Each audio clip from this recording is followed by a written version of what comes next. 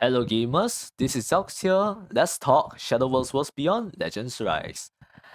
Well, this is part 2 of my card reviews because my first one took way too long where I was reviewing a dragon as well as a beastcraft.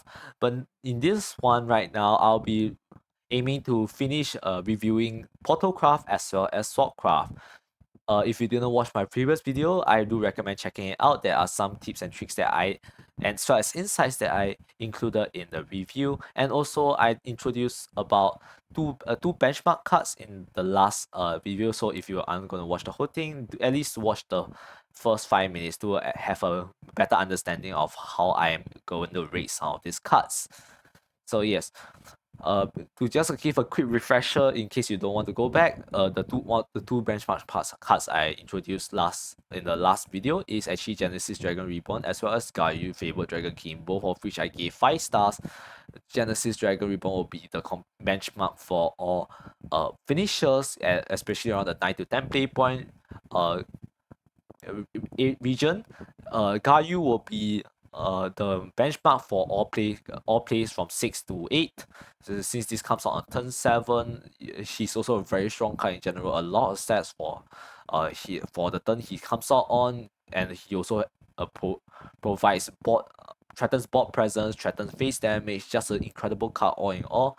So yes, but today in this video, I'll introduce our last benchmark card, which is Zirconia Iron Crown Ward. I didn't actually introduce this in the last video, but there's a reason why I decided she will be the benchmark for the mid-game play, speaking usually around turn 3, 4, 5, or maybe even 6. So yes, the reason why I pick her, very simple. She is such incredible value for her cost per point, that play point cost, that I think she just deserves a 5-star rating. Uh, just on her own with her evolve turn, she is 10/10 worth of stats. And if you compare it to some of the other 4 drops we know, namely from Abysscraft, series is only a 3/6 with Bane and healing. Mukan is a 6/6 worth of stats with one follower having Bane. So just having 10 hit points, 10 worth of effective stats split across 3 bodies is incredible, and this stat line can only go up if you have even other followers on board. It's just it only gets is really good enough, and it only gets better. So this is what I'll be using to rate all the other 4, 5, and 6 cost cards against, and is just an incredible card in all. So which is why I'm giving it a 5-star rating. So with the benchmark out of the way, let's talk about some of the Swordcraft legendaries. Actually, right now, what you're seeing isn't actually all the Swordcraft cards that are actually known to us as of now. We know there is at least a 1/1 Quick Blader, which is a 1/1 with Storm, a very generic card. As well as her amulet that was showcased in the live stream. Is a 4-drop. I won't go into it right now, but once I'm done with all the cards shown on screen, we will dive more into the amulet and talk about how well it ties into Swordcraft's identity. So first up, we have Amelia Silver Captain, which is a 6/4/4 legendary that draws 2 Swordcraft followers and recovers 3 play points on play. Drawing 2 cards is usually a 3 play point effect, and tutoring out specifically Swordcraft followers usually nets an additional 1 play point in value. So just straight up from that is already amazing. You basically already cheated out for a 4/4 worth of stats, since not only do you get the draw effect, you also recover 3 play points. And you're basically getting a 4/4 body for free. It's honestly incredible, just and versatile just for that. You can see it play everywhere just because of that specific heap fanfare alone. But not only that, Amelia also has a super evolve that gives all other allied Swordcraft followers on the field barrier, effectively doubling the damage that you can do, and also making your followers less likely to be removed by board wipes, as well as removal that does damage. Like for example, Calamity's Breath, which now they unable to wipe your board because of barrier. So just simply because of this, I think this card is actually incredible. It's honestly deserves of a 4-star rating, maybe even 5.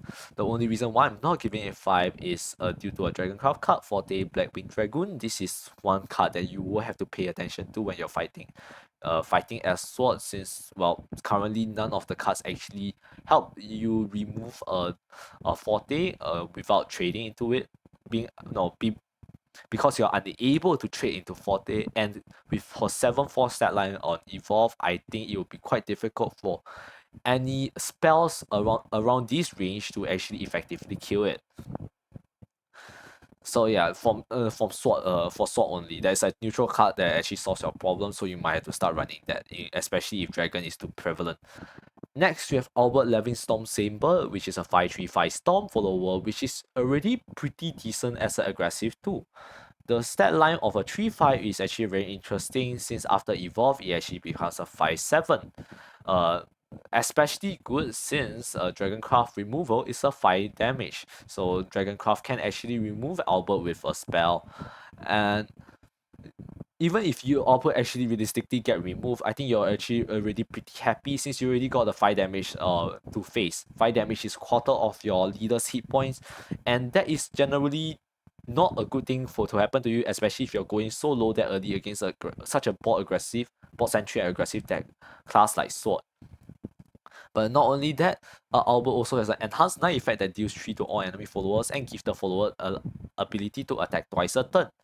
So on turn 9, if you give Albert a super evolve, he effectively does 12 damage as well as 12 damage to face, as well as 3 damage to all board, clearing out little wards that can summon through effects like Amalia Lux Steel Paladin.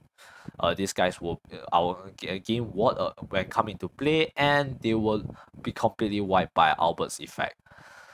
Also, just an interesting thing to note, as a super evolve follower, Albert can attack followers and gain the super evolve clash effect. This deals 1 extra damage to your enemy leader. So even if your opponent do end up with 1 ward in the way, Albert can effectively run it over and then still be able to run phase for a total of 7 damage.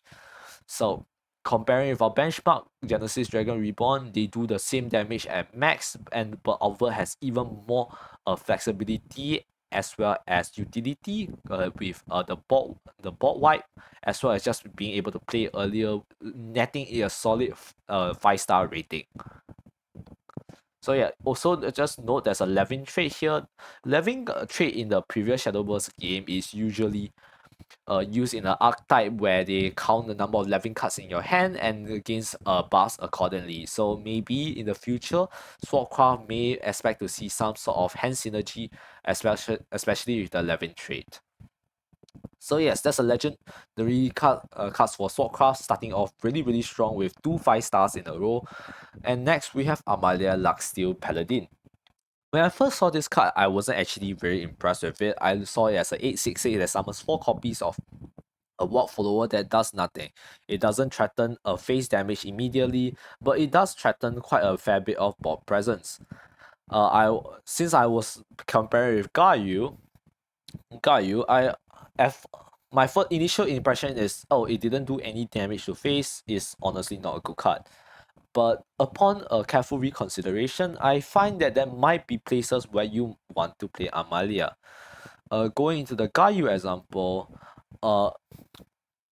Amalia at worst being with a normal evolve point, you can actually trade evenly with Gayu. The fourth his followers being 4/5 and 5/4 dies to 2 of each token, and then the main body of Gayu himself, Super Evolve, can be traded off by a normal evolve from Amalia. And if you Super Evolve Amalia can even remove Gayu without losing a single point of health, sticking it as a 9/9 follower, which is going to be very annoying to remove. So, and with that comparison in mind, Amalia turns out to not be the worst card ever. She's still okay, fine, decent at best, but she's extremely weak to cards that wipe the board. Cards like, for example, Calamity's Breath, which effectively removes all her little followers, especially except herself, which she will survive with 1 hit point. So even if they do remove everything, they still need to deal with your main body. So maybe there are plays where you evolve Amalia to keep her in a healthy HP range, so that your opponent has to waste the evolve point to deal with her. But generally, as for a card from Swordcraft, which is a class that emphasizes on board presence, she fits very well into the class, and does what she needs to do. But she is not a incredibly busted card, which is and is well balanced and mediocre. So, I don't hate it as much as Blood the Impaler, so I am willing to give it a 3 or even a 4 star rating. I believe a 3 is quite is where she sits. Don't think she's that good to be on the level of a baby like Albert and Amelia, but she is definitely a good card. So the last card from Swordcraft that we can see on the side is actually Luminous Lance Trooper. She has the trait Luminous, which is actually there are multiple followers that has the name Luminous in the old Shadowverse. I will have them scattered on the screen right now. So the presence of Luminous Lance Trooper probably means that we were gonna get Luminous Knight as well as Luminous Mage as well. What their card effects are unknown to us as of this point in time, but looking at Luminous Lance Trooper as a card on standalone card, she is actually incredibly good. She summons a knight on play, and any allied officer followers that enters the field gains rush, which reminder, knight is a of officer follower. So for two bodies for 2 play points, perfectly fine, and Luminous Lance Trooper already has premium stats being not really premium stats. It actually is not, but the 2/3 for 2 is actually premium stats. As especially if you can trade the knight into a 1/1, you come out on top more often than not. So yes, and there's also a synergy if you can combine your Amelia Silver Captain. Luminous Lance Trooper will get you additional follower, and you can still play a 1/1 alongside Amelia, like most likely to be a card like Quick Blader, which is reminder a 1/1 storm.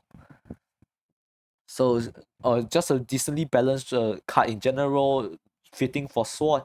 In fact, decently statted. I don't see any way for this to be broken, and especially in Sword.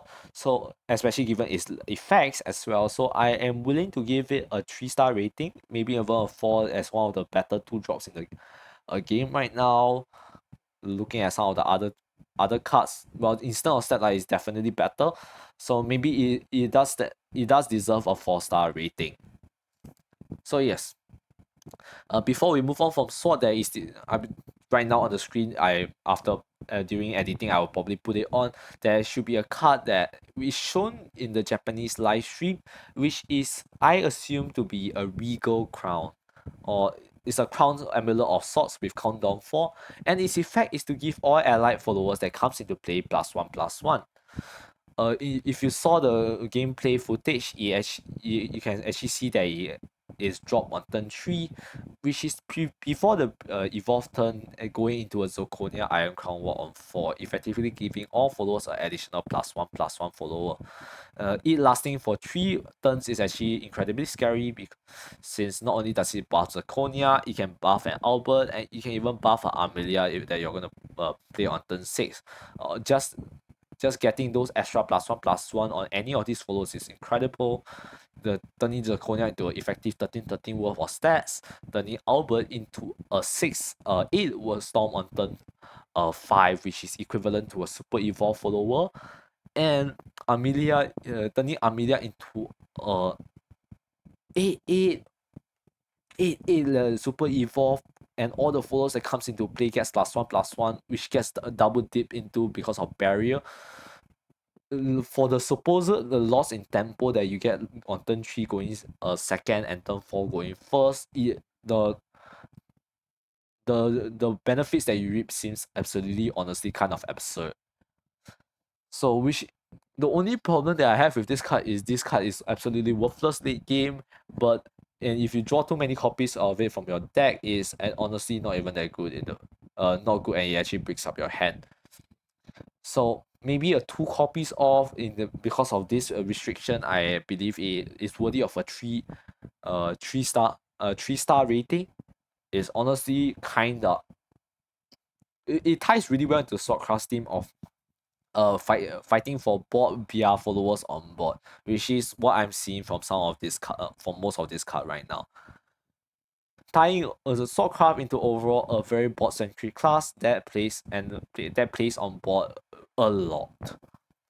So yes, very solid, very strong class identity. Honestly, like you can't hate it. They're just started that well. So moving on to Portalcraft, which funnily enough, not all of the cards shown here are actually all the cards set from Portalcraft. I will actually have to refer to the other Shadowverse Festival web page where they have actually two cards here that aren't shown, Puppet Lancer as well as Puppet Theater. As well also Mecha Cavalier, which is odd that they didn't put this in considering that we already know these cards. So yes. Let's get started with our legendary Octris, a newfound heart.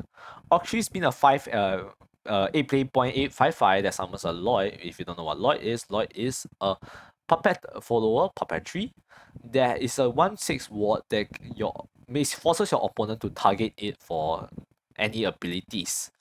So yes, protecting your Octris, very very fitting for her backstory where the Lloyd is actually protecting Octris here as a guardian.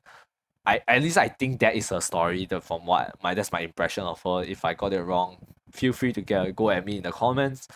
But yes, her super evolve effects summons a super evolve effect summons 2 copies of enhanced puppets, and if you refresher what enhanced puppets are, they are 1/3/3 wards, not 1/3/3 followers with rush that destroys themselves at the end of turns, and they are also puppets. And since they are puppets, all puppet followers gain Storm and Bane, making Lloyd a very sticky follower, and also making enhanced puppets a serious threat since they can do 6 damage just from these two alone, and even 7 if you add in Lloyd, and then 8 if you with the clash damage from Octris super evolve. So if we were to compare this with our good old benchmark, Gayu here, how do we feel? I think Octris is better than Gayu. If not for the fact that Gayu comes out 1 turn earlier because he's in Dragon. When matched against each other, Gayu will have difficulty clearing out. Actually, will Gayu have difficulty clearing out uh, Octris? Actually, a little bit. If you want to clear it that way, Gayu himself will have to trade into the Lloyd, the Bane follower, to prevent himself from being destroyed by the super evolve effect, and then his 2 followers here will have to trade into Octris in order to remove her. Although I will say Gayu will be left with your opponent will be left with a 8/8 monster as well as a 5/4 monster on the follower on the field. But overall, you're not unhappy since you have 2 additional puppets that will have already gone phase for 6 damage. For Octris side, if you play a Octris into a Gayu, just trading the 3 for puppet followers is already enough to remove Gayu from the field. But if you don't do it in that order, you can even trade 2 puppets as well as Octris into Gayu himself, and then the last puppet can go face for additional 3 damage for a total of 4, which is honestly not that bad. You could not have is not the worst outcome. So since they are almost equally on par with each other, I have decided to give them both a 5-star rating as incredibly good win conditions for the deck for their respective classes. But also, actually, to be fair, right, even before we move on from Octris, I would like to point out that not only do the followers that you actually summon from Octris get Storm, and you add additional puppets you can play from hand also get Storm and Bane. So my previous assessment was from Gayu versus Octris head on with no external modifiers. If you have additional puppets in your hand, it completely changes the flow of battle. In fact, Octris will definitely come out on top. If you have one extra puppet in your hand, it's honestly such a huge game changer. So yes, but obviously there will be puppet support for our puppet leader. And the first one I will get into is our other win condition, which is Liam, Craze Creator. A 10/8/8, very slow, comes on turn 9, turn 10. That summons 3 copies of Enhanced Puppets. And refresh reminder, this is an Enhanced Puppet. And honestly, Enhanced Puppets by themselves aren't that interesting. But But with his evolve effect, all allied puppetry follows on a few gain ward and last word due to damage to the enemy leader, meaning that this at minimum does 8 damage, no, does 6 damage from just from the card alone, and for each additional puppet that you for the and if you play at least one other puppet, this deals 8 damage, which is a little bit more on the weaker side for a 10 drop play, a turn 10 drop or turn 9 to turn 10 drop, especially considering how for Dragoncraft they have literally a 12 damage storm.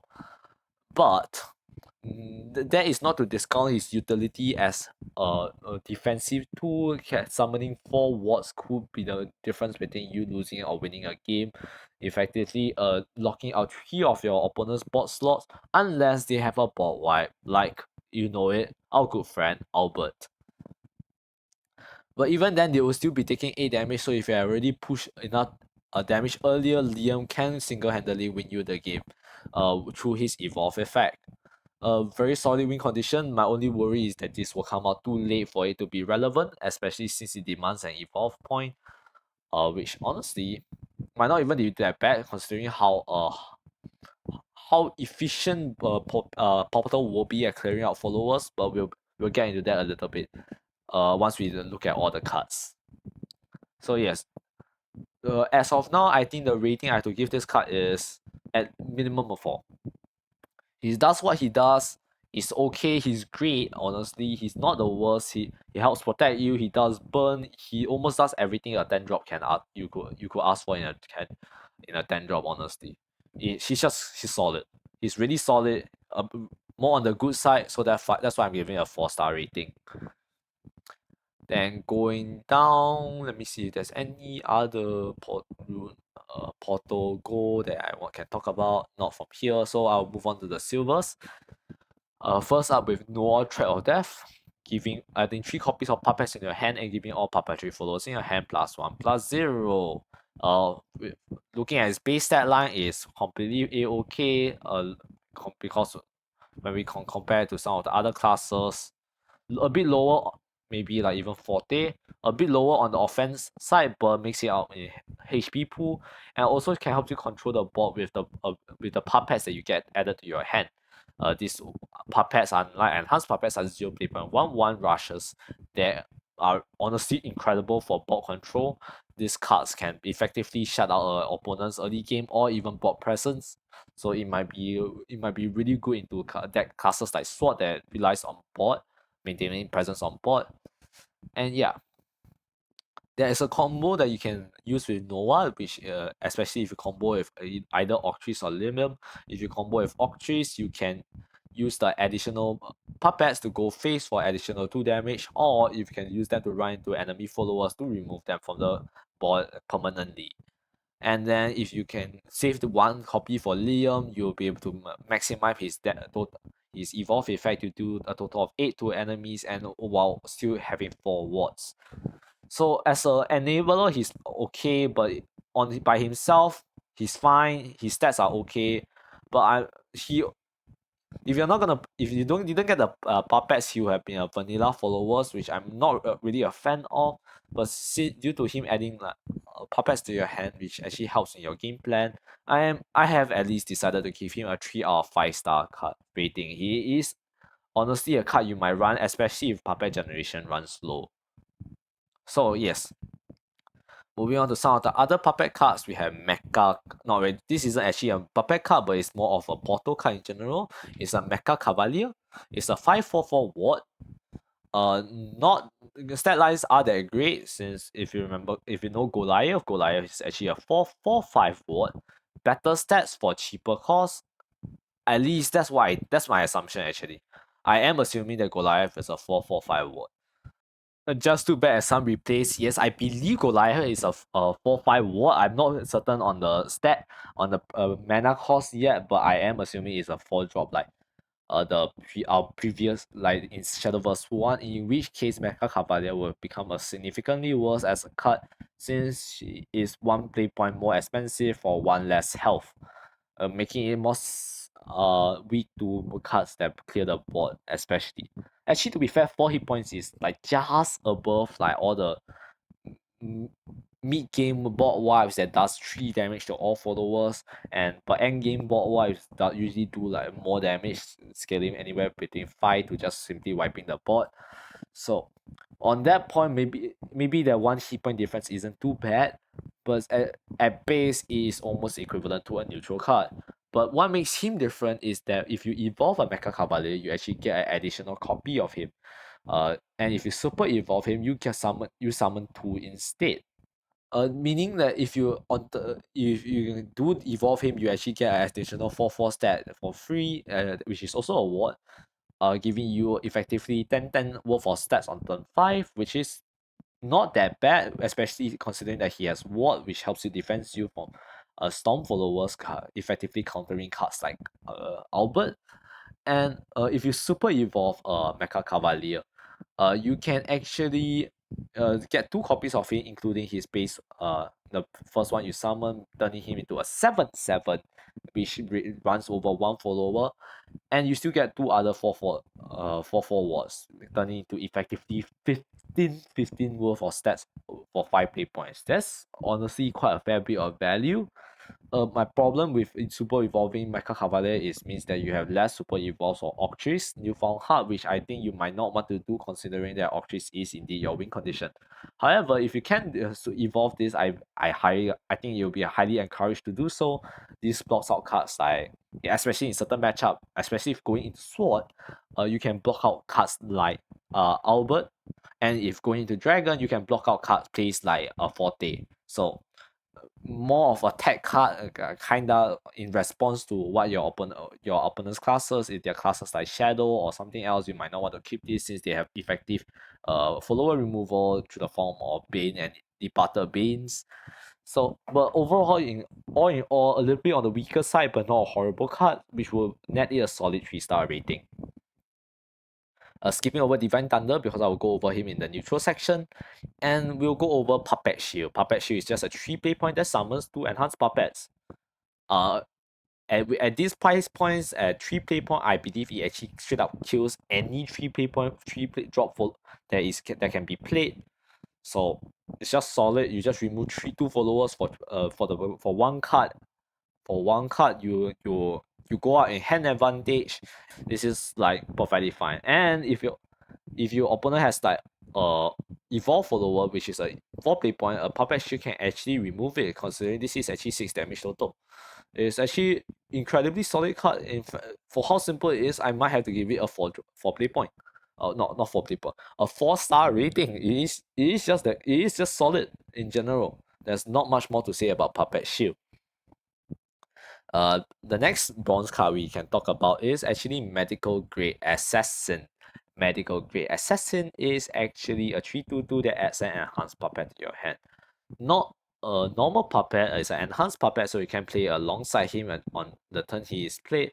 But an enhanced puppet is still generally good enough to trade for anything from one play point all the way up to even 4 play point. But yes, not our medical grade assassin not only do as an enhanced puppet to your hand, once on each of your turns, whenever allied puppetry follower enters the field, it gets Bane as well. So even if it's a 0 play point 1/1 with rush, it can effectively run down any single follower on the field, which is really good removal for 3. You still get a 2/2. You still get a 2/2 on board. Actually, but to be fair, on his own, he's a removal for 4. But with the help of other Portalcraft puppet cards, it is very well just a 3 play point removal follower. It is not the worst, it's pretty decent and very helps Portal in maintaining board presence, and it's honestly not, in my opinion, it's actually quite strong. So I'm giving this a solid 4-star rating.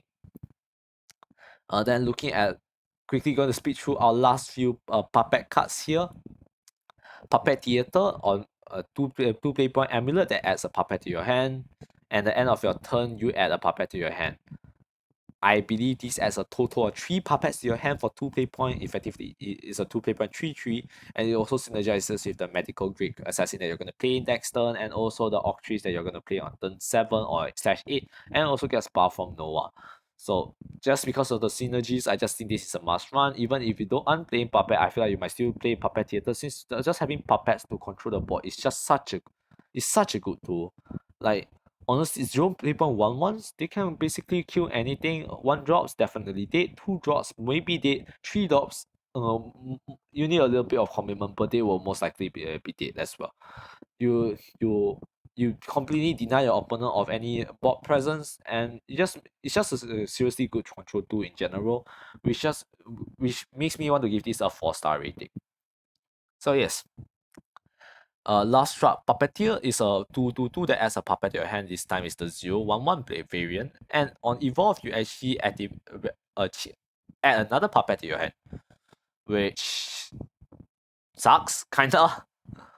I don't think you ever want to evolve this for the evolve ability. If you're evolving it's because you don't have a better option. But getting 2 puppets is not the best. It's like if you're evolving this, it's like 2 play point for 6/6 worth of effective stats. It's not that great, honestly. But the puppets, but his fanfare is fine. It's reason to play him enough. You can contest board with a 2/2, and you still have a 1/1 rush in hand that you can play at any time to trade off any individual guys. Not the worst, not very impressive, so I'm just gonna give it a 3-star and call it a day. Lastly, we have Puppet Lancer, which is almost similar to Puppet, a Last Struck Puppeteer, except it's significantly worse, and it adds an enhanced Puppet instead, which is, in my opinion, actually worse than normal Puppet, simply because it's 1 play point, but not the worst card you could have seen. It is a 2/2/1 though, which as a vanilla, it kind of sucks. It dies to almost anything. Anything if they sneeze on it, if you want it to portal matchup, they run 1 puppet in, it's gone. You run the dragon matchup, they Searing Fire New It, it's gone. You run the beast matchup, they don't even care about it, they just hit your face, or they trade into it and get additional 2 skeletons. This doesn't do that much, but the puppet on our hand might do a lot more. I'll just see this as a puppet generator and give it a 2-star rating. And yes, that is the puppet portal side done. Let's take a look at some of the other ones, namely the artifacts as well as UD. First off, I'll talk about artifact last because artifact is really complicated. There is also another card that isn't shown here, which is Kitty Cannon here, which also gives you an additional artifact card. Cards on the screen right now, by the way, just check it out. It's not anything special, so maybe it's like 2 or 3-star. But depending on how little artifacts, how much a support artifacts get, it might change a little bit once I take a little closer dive. But first, we talk about UD Maiden Reborn. 3/3/3 fanfare draw card. Solid. Solid base form, and on evolve you gain the crest that allows you to draw a card if you have 5 cards or less in your hand, and if you have 6 health, at least 6, you restore 1 defense to your leader. Very solid, really good. 3 play point draw 2 is amazing, 3 play point draw 3 is even better, 3 play point draw 4 is absolutely busted. Making the potential to even draw 4 making already makes you a solid 4-star card. With a solid baseline stats as well as potential to, you know, I don't know what other potential there is. You could heal as well. Honestly, actually just gonna do some quick calculations on right now. Assuming you start off with a hand size of 4, on turn 1 you draw a card, turn 2 you draw 2 cards, turn 3 you draw 3 cards, so you have already be at 6 cards. But if you play 1 card each on those turns, you're still at 4 cards. But on turn 3 you play UD, you draw a card, that's fine. But honestly, you even play 1 card a single turn, playing 1 card every single turn, playing UD on turn evolve turn is actually straight up an advantage already. You are more than guaranteed to draw enough cards to like find your win conditions. I believe even in Puppet Portal this might be played, except for the fact that all the puppets might actually flood out the hand, considering how many hand neutral puppet cards there are, which turns it into a restore 1 defense to your leader. I believe you'd rather have the draw. Maybe there are scenarios where you toss away puppets in hopes of drawing additional cards, which, you know what, would be fair. Like, I think this is at least a 4-star card, but seeing that it has the potential to draw you 4 cards from your decks for the price of 3 for 3 play points, I am actually more than incentivized to give it a 5-star rating. The only problem with her is that if you play her on evolve turn, you are not going to deal with some of the other cards that are going to be played on 5. For example, Forte is going to go face. Swordcraft, Albert, he already went face, is probably a 5/7, maybe even a 6/8. So you have a 5/5 stats, you need to find a puppet follower to run into Albert. Considering it's actually only 3, it's actually not that bad. You know what? I talked myself into it. UD is a 5-star card. Really good. And now for the complicated part of the of the review, we have to talk about artifacts. So artifacts have been totally revamped. There's no such thing as analyzing artifacts, ancient artifact, or whatever. But whatever artifacts now in Worlds Beyond, we have Gears of Ambition, Gears of Remembrance, Striker Artifact, Ominous Artifacts, Alpha, Beta, Gamma. It is, and also our big guy or Masterwork Artifact Omega. It is, honestly, it looks complicated at first glance. Don't worry, there's a flowchart on the screen right now. I have added it in, hopefully to help at least you understand it a little bit better. But basically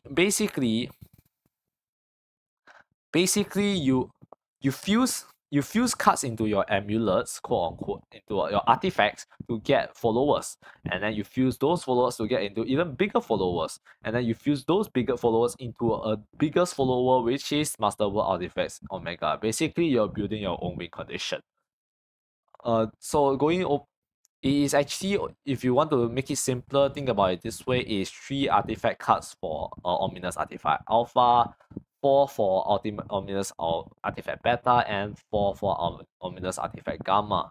The way you fuse is a little bit different. Ominous Artifact Alpha just requires you to fuse one to another and then fuse an additional 1 drop into him. For Beta, fuse a 1 play point amulet into another 1 play point amulet, and then fuse another 2 1 play point amulets into it at the same time, getting you Beta. And then for Gamma, you need to fuse two amulets together, and then fuse another 2 artifacts together, and then fuse those 2 artifacts together to get Gamma, which hopefully helps you in understanding a little bit more. And then for Masterwork Artifact Omega, you have to fuse the Beta and Gamma into Alpha, and then you get a 10 with Stormward and as well as Aura. Just to remind you, Aura means it cannot be targeted by card effects. Yes. So in order to actually talk about any artifact cards, I think it's better to talk about the related cards, especially first. We don't have to talk too much about the base versions because they don't do anything. And I'm gonna skip past the three drops because I believe there isn't any reason for you to play striker artifact or Fortifier artifact. Okay, there is a reason for you to play Fortifier, but I don't believe there's a reason for you to play Striker. Striker as a 5/1 that just gets your one guy isn't good enough, frankly, for me. But Fortifier on the other has a 1/5 ward does have some users that I think could see play. So right now I say Striker is just a fusion fodder. Fortifier might actually see play. You might actually want to play Fortifier, depending on how much artifact generators there are. Then from the 5 drops, our goldens, Ominous Artifact Alpha heals you for 3 at the end of your turn. For 5/3/5, healing 3, not the worst. Ominous Artifact Beta deals 3 to the enemy leader as a 4/4. Not the worst. Doesn't actually help against board. So this is actually kind of weak, actually. And also, an Ominous Artifact Gamma is actually the best. It does, at the end of your turn, it does 3 damage to all enemy followers. You don't even have to look at the stat line, just read this as a 5 play point, deal 3 to all enemy followers. And which concludes that if anything, you should go for an Ominous Artifact Gamma first. And then Ominous Artifact Alpha second. And then once you are safe, you go for Ominous Artifact Beta.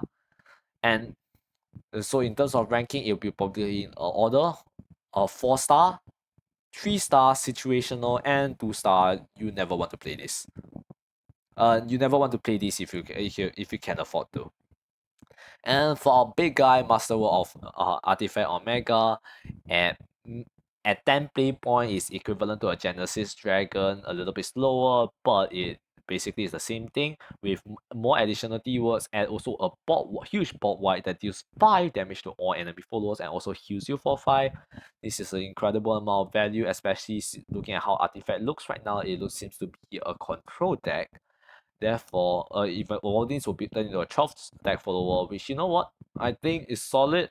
It's on par with Genesis Dragon. The only problem is getting there. This costs a total of 11 artifacts to fuse together to get a Master World artifact Omega. So I might have to drop it like down 1 or 2 stars depending on how supported this archetype is. But from stat alone itself, I'm assuming it's gonna be supported. I want to say that this is at least a 4-star card. Not yet 5. I don't think it deserves a 5 yet. Simply because it could be like Exodia, it could be annoying. And so I'm giving a tentative 4 for now. So yes, after looking through all the artifact cards, I think it's safe to look at our artifact cards that are not tokens. Looking at first artifact recharge for 1 play point, you get a Cure of Ambition and a Cure of Remembrance, basically getting you a striker or a fortifier artifact immediately. That is okay. It's not that bad. It doesn't do anything, but it just sets you up for your future game plan. Is nothing noteworthy, so I'll give it a 2-star. No, actually, it's not bad. You know what? 3-star. It's middle of the road. But the next card, which is the artifact support, is something you might want to pay attention to. 5 play point Doomrite Resurgence. Select 2 artifact followers in your hand that cost 5 or less. Summon an exact copy of each, and give the exact copies at the end of your opponent's turn. Destroy this card. This card is really good, especially if as a Portalcraft follower, you want to maintain fight back against board since you're losing so much tempo trying to fuse all these artifact cards into existence. And now you can use Doomrite Resurgent to actually summon exact copies of them without playing the ones already in your hand to help you fight back against board, namely Gamma as well as maybe Fortifier. There are cases where you might want ward. Know that these rares themselves do not have keywords, so you might want to get like a Gamma as well as a Fortifier out to ward off Forte as well as Albert, and Gamma here will wipe the board for Swordcraft and even maybe Forest. I'm assuming Forest is going to be aggressive class here. And then if you're not board centric, you can decide to go for burn with Ominous Artifact Beta, and or even if you're running low on health, you can even go on Ominous Artifact Beta. No, Alpha, which is heal. 3 heal is a good amount. And getting any 2 of this, also just a quick note, you can actually summon 2 similar artifact followers, so you could theoretically summon 2 ominous artifact Gamma and deal 6 to all enemy followers, or 2 ominous artifact Beta dealing 6 to the enemy leader. 5 play point deal 6 is actually really good, but considering that the followers don't actually last on board and they will die at the end of your opponent's turn, it might not be the best use. So you are looking for mostly the board clear, the health regen, and as well as the ward. Maybe there's even argument for you to go into a striker artifact, which, you know what, in case you just don't want to use an evolve point to run down a guy, so you go striker plus Gamma, and then you can remove basically any board in existence as of this moment in time for 5 play point. So yes, and I think I will call it for this card review at 45 minutes. Actually, you know what? Before I actually call it, let's talk a little bit more about our game plans for Portal, shall we? It seems to me that the Portal's identity for this as going towards Beyond is gonna be disposable followers. Unlike Swordcraft, which is gonna be a deck that wants your followers to stick. Portalcraft wants to play followers, and it doesn't really matter if those followers stay alive at the end of the day or not, but they will still manage the board, control the board through followers as well. Completely different identities, I just realized I could probably use start comparing some of these cards to my benchmark, which is Zirconia. I didn't actually do that quite that much in this video actually, but maybe just a quick comparison. UD Maiden Reborn to Zirconia. Obviously UD loses the Zirconia, but UD provides so much utility in other situations which Zirconia doesn't, which could potentially still make her come out on top. Noah actually completely wrecks Zirconia, which considering that he's a 6-hit card, is probably kind of expected. And for our artifact cards, if you have Doom, they on themselves do not do anything to Zirconia. Unless you play Ominous Artifact Gamma and run it into Zirconia. But even then you don't want to do that because you don't get the end of turn effect. So what's more likely to happen is probably a Doomrite Resurgent. I'm assuming what's most likely to happen is you're gonna choose like Alpha plus Gamma. You will wipe the little guys off the board with Gamma's ability, and you use Evolve Alpha to run into a Zirconia to clear it off, which makes it usable at best. And it only goes downhill from there. There's also a potential chance for you to go instead of Gamma Alpha, you can go Gamma Striker, which does how much? 8 to 1 follower as well as 3 to the rest of the board, or even double Gamma, which does 6 to all followers, which is effectively a board wipe. Not the worst thing you can do. And so just with the quick comparison, they are really not that bad cards. They are definitely playable in some sense. This is 3, this will be a 4, considering how effective it is. But yes, definitely Portalcraft's identity will be disposable followers, and I am expecting a card that acts similarly to the Artifact Scan from Old Shadowverse. If you don't know what Artifact Scan is basically for give you one play point spell that gives you 2 copies of allied artifacts that have died this game. Considering how right now it looks like you're actively discouraging the Portal player from playing artifacts, I feel like such a card would be necessary in order for the Portal players to even consider playing the artifacts from hand in the first place. Simply because if there's not enough artifact generators to go around, you are never gonna reach your win condition of Masterwork Omega. So yeah. Overall, I think still definitely needs more support, but you can definitely see the foundations growing already. On the other flip side, we have the puppet side of Portal, which is almost complete. We have a good win condition. We have a finisher in the form of Leah, and we have the control tools to get us there in Puppet, Shield, Nova, Medical Grade. Assassin, the only place where I see that they might have some problems is actually cards like Forte with Intimidate. This keyword will be the bane of their existence. Since now their followers can actually run into Forte, which is honestly a somewhat reason why I have a feeling Forte might be nerfed. But yeah, But yes, without dragging this out for too long, I'll be ending this video here. If you want to check out, if you want to, if you wouldn't mind, do leave a like and subscribe. So you don't miss out on my other card reviews, which will be coming out very soon after this one. In the next one, I am planning to wipe out the rest of the classes all in one swoop, since they don't have that many cards. Let's be frank, their cards is a lot less, but maybe that I find some extra cards to talk about. But yes, that's it from now. Thanks for watching.